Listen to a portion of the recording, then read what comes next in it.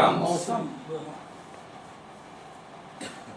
لوگوں نے اور فیض نے ایک مضمون لکھا 1945 میں جو آج کل میں شائع ہوا اور اس میں جوش کی انقلابیت سے کنارہ کشی تو نہیں کی، اعتراض کیا. کیا اعتراض تھا؟ اگر آپ دیکھیں کسان پر نظمیں، مزدور پر نظمیں، غریب لوگوں پر نظمیں ہمارے پاس، اقبال کے پاس بھی ہیں، ہمارے پاس اس زمانے کے یعنی 1920 کے شعراء کے پاس ہیں، جوش کے پاس ہیں. لیکن فیض یہ کہتے ہیں ان پہ رحم مت کھاؤ، ان کا اصلی مقام بتاؤ، کسان کیا ہے. کیا کہا؟ جو ان کی نظم منشور جس کو میں کہتا ہوں انتصاب، آج کے نام اور آج کے غم کے نام، تو اس میں انٹروڈکشن دیکھیے، تعارف دیکھیے کسان کا کیا ہے. پادشاہ جہاں والی ماں سوا، نائب اللہ فی الارض دہقاں کے نام. وہ جہان کا کنگ ہے، بادشاہ جہاں والی ماں سوا، اللہ کے سوا سب کا والی ہے. نائب اللہ فی الارض دہقاں کے نام. تو اس کے ساتھ کیا کیا گیا؟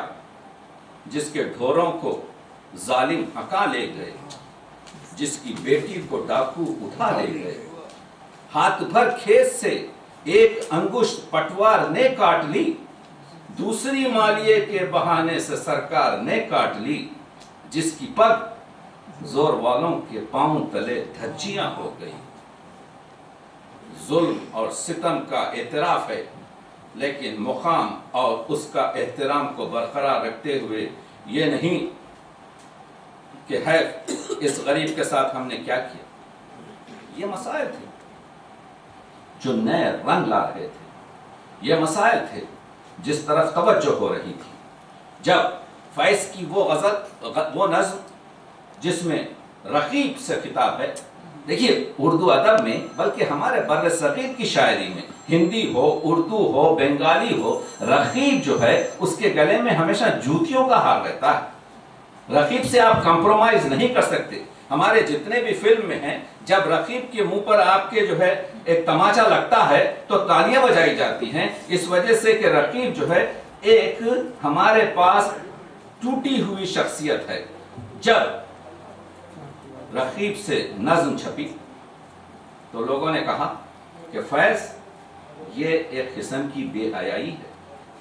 اردو تہذیب میں، بر صغیر کی تہذیب میں یہ اس طرح سے کہ تم نے رقیب کی عزت کی ہے، لیکن وہ نہیں جان سکے کہ فیض نے اس میں ٹرن دیا. جو لوگ رقیب سے نظم سے واقف نہیں ہیں ان کے لیے صرف دو بند سناتا ہوں کہ آ کے وابستہ ہیں اس حسن کی یادیں تجھ سے، جس نے اس دل کو پری خانہ بنا رکھا ہے، جس کی الفت میں بھلا رکھی تھی دنیا ہم نے، دہر کو دہر کا افسانہ بنا رکھا تھا. اس کے بعد کہتے ہیں آشنا ہیں تیرے قدموں سے وہ راہیں جن پر اس کی مدہوش جوانی نے عنایت کی ہے، کارواں گزرے ہیں جن سے اسی رانائی کے، جس کی ان آنکھوں نے بے سود عبادت کی ہے، تجھ سے کھیلی ہیں وہ محبوب ہوائیں جن میں اس کے ملبوس کی افسردہ مہک باقی ہے، تجھ پہ برسا ہے اس بام سے مہتاب کا نور، جس میں بیتی ہوئی راتوں کی کسر باقی ہے. تو نے دیکھی ہے وہ پیشانی وہ رخسار وہ ہونٹ، تو نے دیکھی ہے وہ پیشانی وہ رخسار وہ ہونٹ، زندگی جس کے تصور میں لٹا دی ہم نے، تجھ پہ اٹھی ہے وہ کھوئی ہوئی ساحر آنکھیں، تجھ کو معلوم ہے کیوں عمر گنوا دی ہم نے. رقیب سے بہتر حسن کی پرستی، رقیب سے بہتر عاشق کو جاننا کسی، کیونکہ رقیب فیض کی نظر میں ہے، معشوق کی نظر میں دونوں عاشق.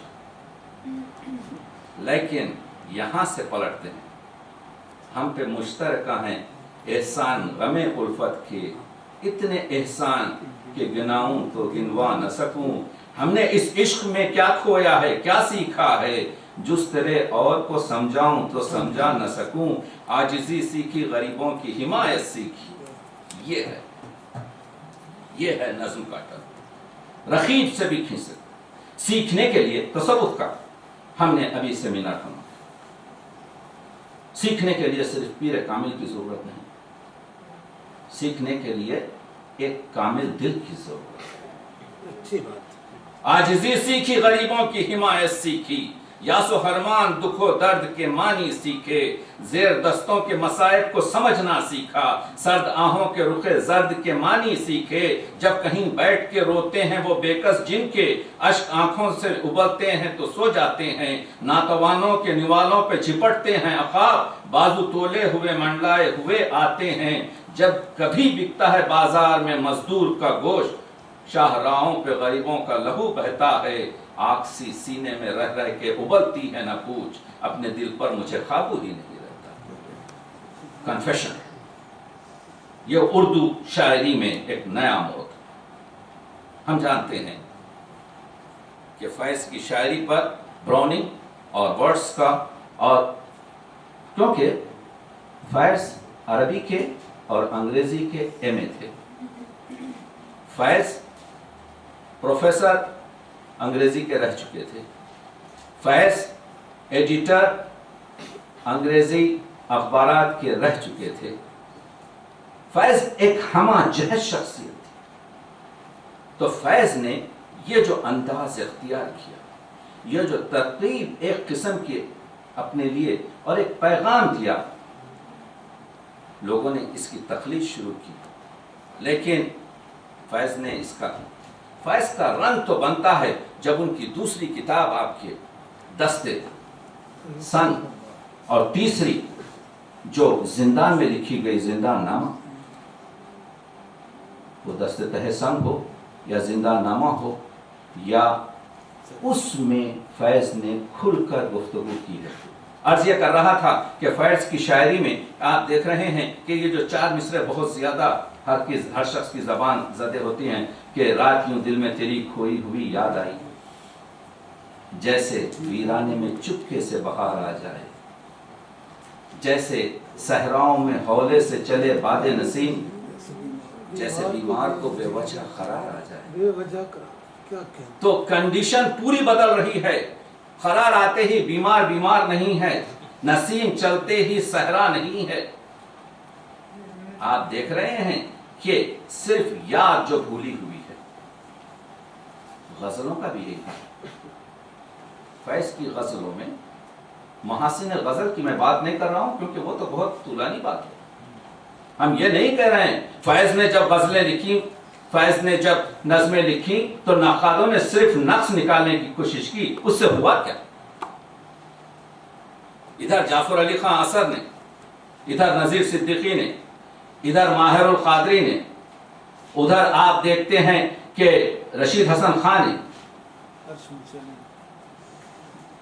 دفتر کے دفتر سیاہ کر دی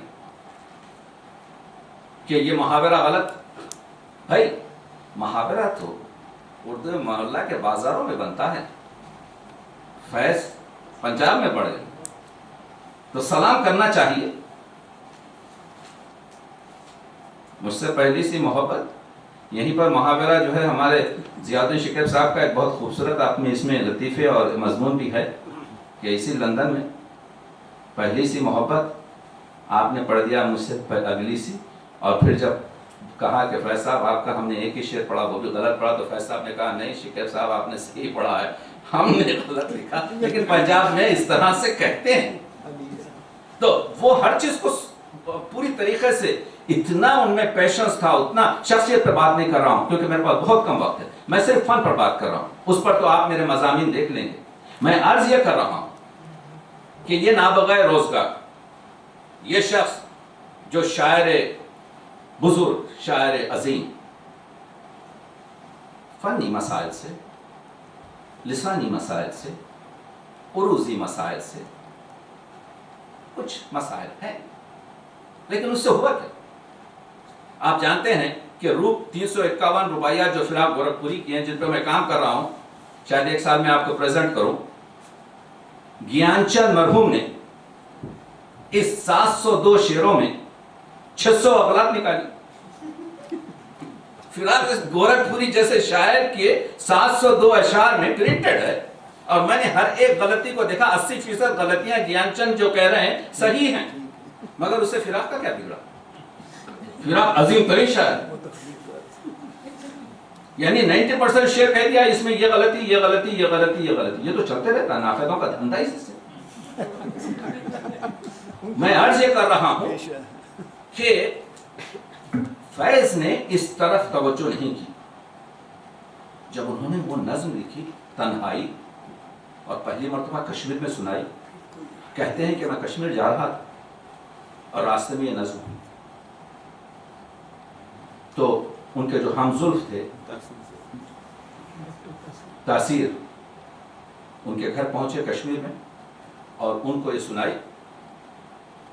تو ناصر لکھتے ہیں کہ جب انہوں نے سنائی کہ پھر کوئی آیا دل زار نہیں کوئی نہیں، راہ رو ہوگا کہیں اور چلا جائے گا، ڈھل چکی رات بکھرنے لگا تاروں کا غبار، لڑکھڑانے لگے ایوانوں میں خوابیدہ چراغ، سو گئی راستہ تک تک کے ہر ایک راہ گزار، اجنبی خاک نے دھندلا دیے قدموں کے سراغ، گل کرو شم میں بڑھا دو میو مینا و عیاب، اپنے بے خواب کیواڑوں کو مخفل کر لو، اب یہاں کوئی نہیں آئے.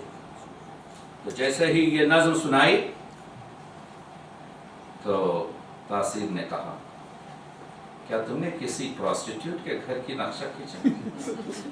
کہتے ہیں کہ فیض کی صورت لال ہو گئی، کچھ نہیں کہا، مگر محسوس ہو رہا تھا صورت سے کہ روح کرب میں. اس نظم پر تقریباً 10 عظیم لوگ کام کر چکے ہیں، اور ابھی اسے نس اور core of this virus they cannot catch it. یہ عظیم مغرور حسیناؤں کے برفاف سے جسم گرم ہاتھوں کی حرارت سے پگھل جاتے ہیں. کیسے ایک چہرے کے ٹہرے ہوئے مانوس نقوش دیکھتے دیکھتے ایک لخت بدل جاتے ہیں. کس طرح عارض محبوب کا شفاف بلور ایک بیک بادۂ احمر سے دہک جاتا ہے. کیسے گلچی کے لیے جھکتی ہے خوش شاخ گلاب، کس طرح رات کا ایوان مہک جاتا ہے. کوئی کہے کہ یہ تہذیب اردو سے یا تہذیب فرہنگ سے یا انسانیت سے، مقدمے میں خالی مرحوم کہتے ہیں کہ اردو شاعری میں شعر بعض وقت عفونت میں سنداز سے بدتر ہو گئے ہیں. ہے اس سے پاکیزہ چیز کوئی؟ اگر ہو تو پھر وہ آپ کے جو ہے تبخر ہے تو وہ آپ کے نقل ہے. یہ حقیقت ہے، انسان جذبات سے ہٹ نہیں سکتا. فیض نے دوسروں سے بھی کہا اور خود سے بھی کہا، بول کے لب آزاد ہیں تیرے، بول کے سچ زندہ ہے اب، بول جب تک کہ زبان ہے. تو یہ فیض کی جملے بولتے رہیں گے اور ہم ان کو سن کر عمل کرتے رہیں گے. Thank you.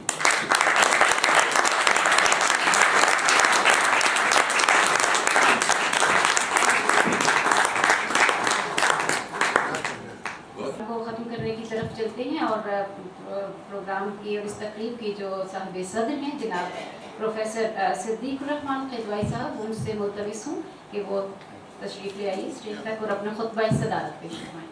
شکریہ.